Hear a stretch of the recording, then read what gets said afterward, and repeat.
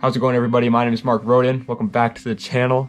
On today's video, we're doing the best cars that are rear-wheel drive for under 5K, 13 of them to be exact. If you guys enjoy this type of content, top 10s, don't forget to subscribe and like the video. And with that out of the way, guys, let's get into the list. And in literally every single list, no matter what it is, the Miata is there. Whether it's a new Miata or an old Miata, it's always there. And I didn't want it taking up a big spot since I knew you guys already knew I was going to say the car. So I'm just going to slap it right in your face right in the beginning. But realistically speaking, the Miata should be in the top 5 at least. It's a great car, especially for under $5,000. 12th is a not so great car to me, but once again, these cars kind of have like a special niche to them. It's the Volvo 240, and they came with a 2.3 liter inline 4 making 114 horsepower. And yes, that is a very small number. That's why I said it has a specific niche for them.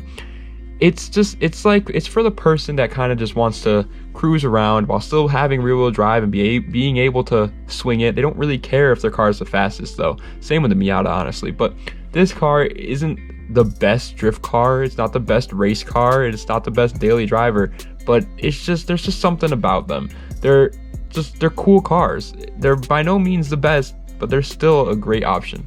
11th place, on the other hand, is definitely one of the best cars for under 5K, but the reason why I put it this low on the list is because it's on every list. Once again, it's the Infiniti G35, and it came with a 3.5 liter V6 making 305 horsepower. And just like the Miata, I see this car, or the 350Z, they're the exact same car, on every single list.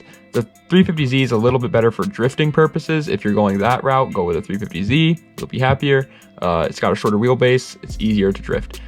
G35, still a great choice.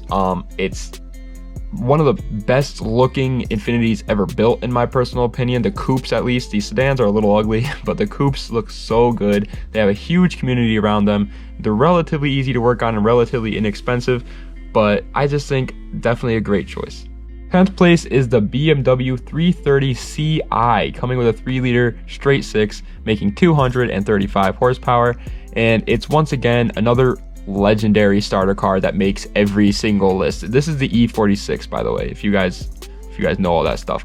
Obviously this isn't the M3, and it came with one of the best body styles, in my personal opinion, of any BMW ever built. The E46s just looked spectacular. The community is absolutely huge for them too, so if you really don't like the looks on them, you can most likely change a couple parts around. Just gotta talk to some people, realize things about it. It's definitely, I think this has got to be the best starter drift car if you're going that route, but for anything else, it's still a great choice.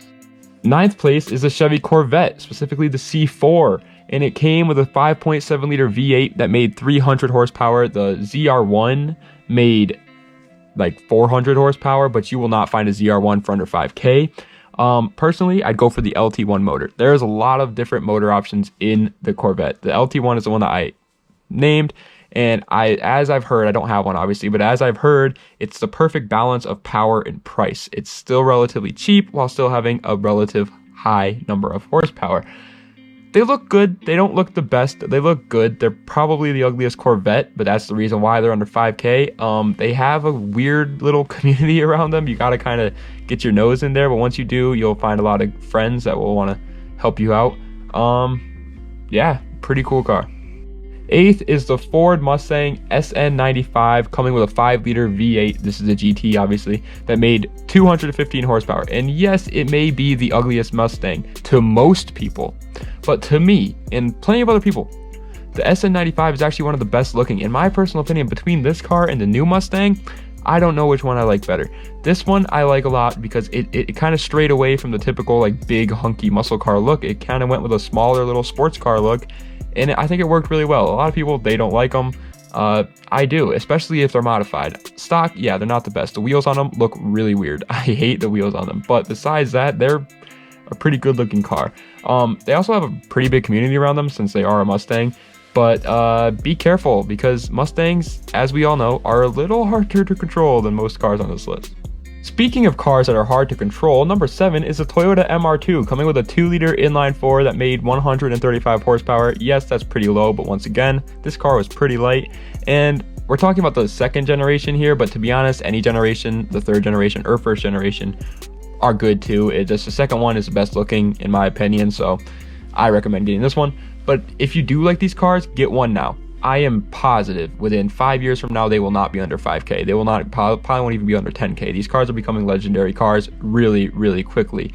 The reason why I said that they're dangerous is because of something called snap oversteer. If you don't know what it is, look it up, but I'll give you a brief little lesson on it. If you're going in a corner and you let off the gas, car goes boop, bye-bye, and turns into DK from Tokyo Drift, and you're just kind of sliding all over the place. You don't really have control of it. Not the best car if you're just now starting into the car community, because one, it's mid-engine, it's hard to control, and it's old, so parts aren't everywhere. But if you already know what you're doing, the MR2, beautiful car. 6th place is another car that's just kind of there. It's the Infiniti G37 Sedan that came with a 3.7 liter V6 making 330 horsepower. And this has got to be the most unassuming car on the list. No one in the world expects the G37 to be fast, but they are. They shared the same exact motor as the 370Z. If you're a car guy, you probably already knew that. But to the average person, they don't even know what the 370Z is. The 370Z, if you don't know, is extremely quick, a car that you should not mess around with. The G37 had the exact same motor as that, and it looked classy. It looked normal, like any other car on the road. It's nothing crazy, nothing out there, nothing in your face, but under the hood, ooh, under the hood is a different beast.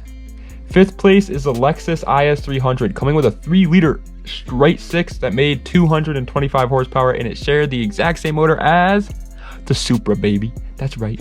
The freaking Supra, the 2JZ, it shared that exact same motor, but it didn't have the twin turbos, and apparently the internals weren't as reliable and couldn't handle as much horsepower as the Supra's 2JZ GTE could. But that doesn't matter. It's still a freaking 2JZ. You mess with the internals a little bit, you tinker around in there, you have yourself a GTE if you put some turbos on there. I mean, think about that for a second. Just the motor is a beast. Once again, this car is one of, if not the best starter drift car. They're a little hard to find though. For some reason, people don't sell these cars a lot, but once they do sell them, they're really cheap.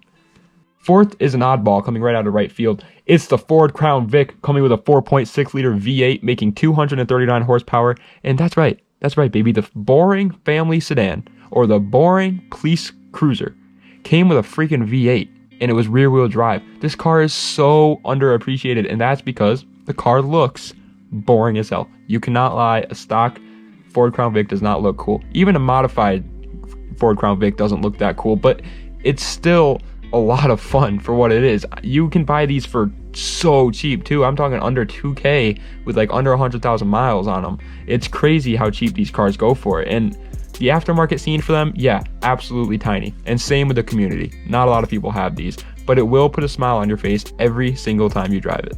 3rd place is the Mazda RX-8, coming with a 1.3 liter 2-rotor rotary engine. I know that's confusing. It's confusing for me too, but it made 212 horsepower. And yes, I know these cars are extremely unreliable, but just look how cool they are.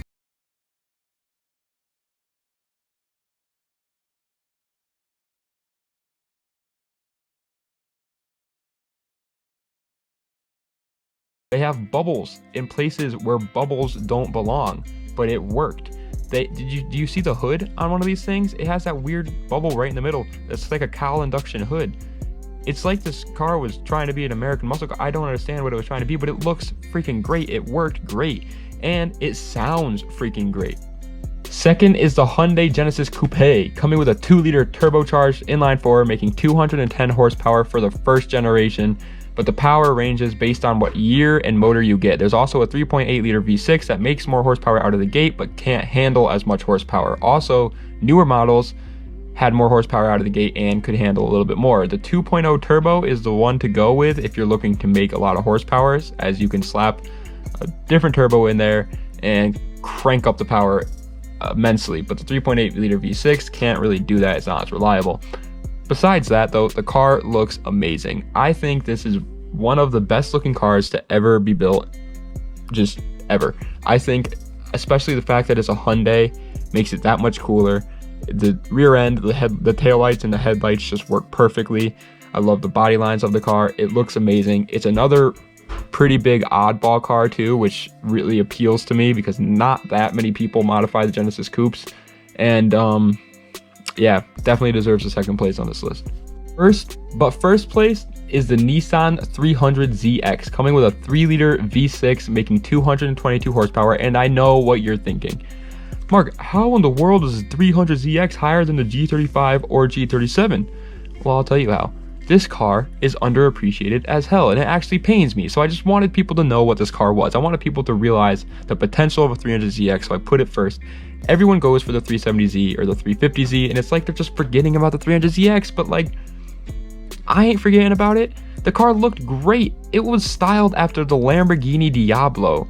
So if you have one of these cars and you bring somebody like around like 50 feet away from the car and make them squint, they might think that you got a Lamborghini. And who doesn't want to be seen in a freaking Lamborghini? Yes, it had some oil problems and reliability issues, my bad. But so did literally every car on this list, especially the Zs.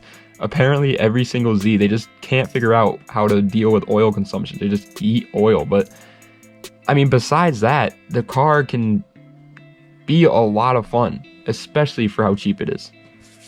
Alrighty, so that is the end of this list. If you guys enjoyed, please like the video, subscribe to the channel, comment down below what other cars for under 5K that are rear-wheel drive that you think are worth it. Somebody said the Mazda RX-8 FC, but when I looked them up, they're going up in prices. You can find them under 10K, but not from under 5K. If you guys want a SmoothStance hoodie, you see that right there? See that?